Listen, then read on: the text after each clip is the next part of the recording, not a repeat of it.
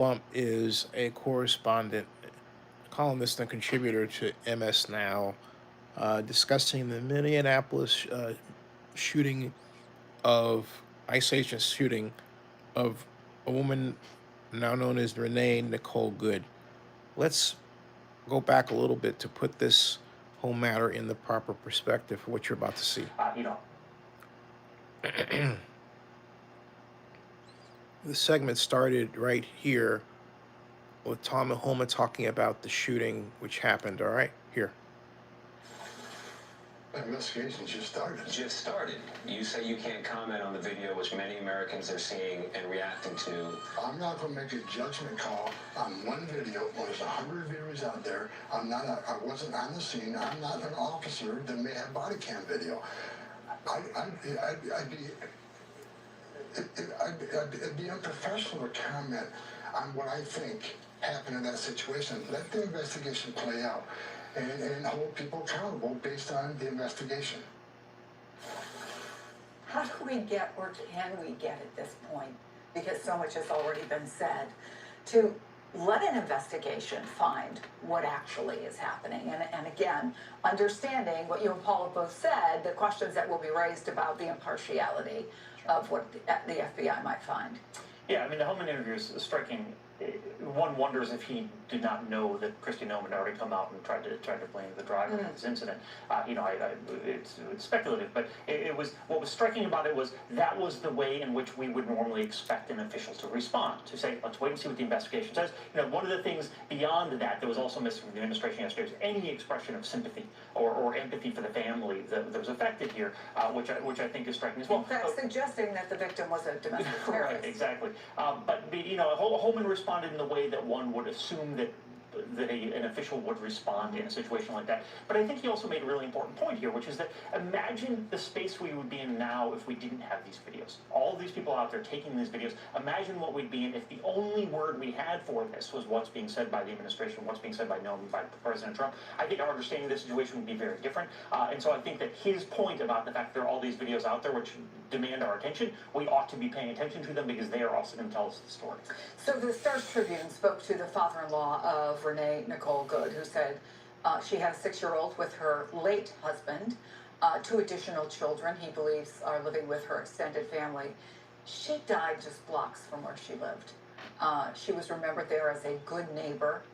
At the end of the day, are these real impacts?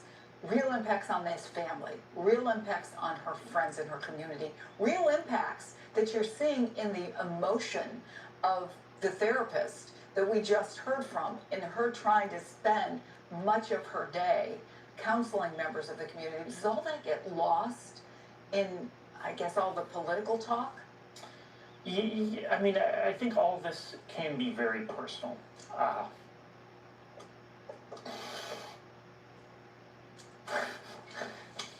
Look what you did to me, Chris. I have a 6-year-old, and life's been great. Who, by the way, I've met is super cool.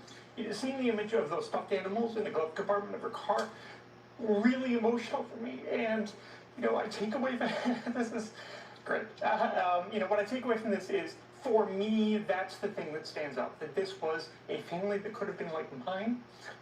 And there are a lot of situations, a lot of incidents that have involved ICE, have involved the government, of course, for the past 13 months, in which there is resonance for other families in similar ways.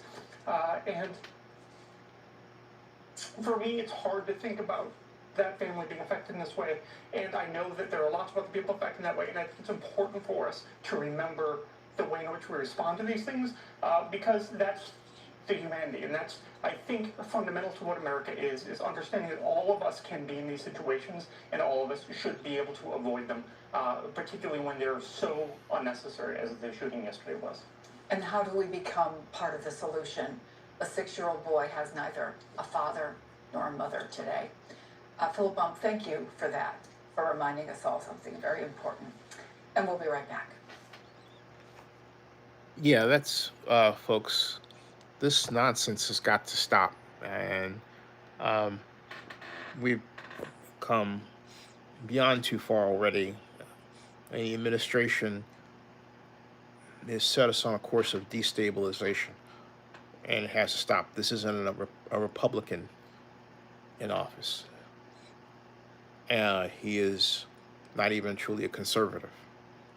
He is for himself, and he is making decisions of the nature of extraordinary consequences on a daily basis, for only to say what the reaction is and little else. We don't have a deficit problem. Remember, for example, a number of people quote, "Oh, we have a deficit problem, so we need to do this. We can't spend, and so we have to cut federal government." In any balance sheet, folks, just to give you an example of what I'm talking about, in any balance sheet, there are both debts or liabilities, but there are also assets. Assets. We have $118 trillion in consumer assets, all right, against the total amount of debt, 34 million in billion, trillion in debt that we had the last time it was announced to me yesterday.